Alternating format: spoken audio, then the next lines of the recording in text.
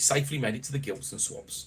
The 5-year had a flat week for yields, but that was only strengthening from the open of 3.957 to a peak of 4.04 early on Wednesday, only to drop back again on the back of the weak growth figures which were released on Friday.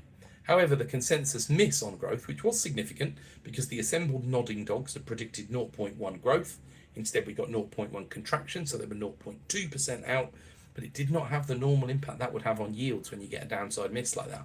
It didn't suppress them dramatically. It barely moved the needle. Now, I often conclude this in these situations. When the market doesn't do what you'd expect, be careful. It looks like a sign to me that the market is hardening a little and yields may instead be trending upwards. I'd suspect it was because of the speculation of the Bank of England committee vote would be close. So, either way, it cements a position I'm taking for 2026. I think between right now and Q3 next year, we'll see 3 cuts in the base rate, including one this week. I still feel as though it would be tough to get too far below the natural rate, which is speculated to be at around 3.5% in this economy. However, the economy might need more help. It really won't take much to go wrong from an external perspective for us to need some boosting on the monetary policy front. Not a black swan, more of a black speck of dust, if you will. Great news, eh? Well, let me finish.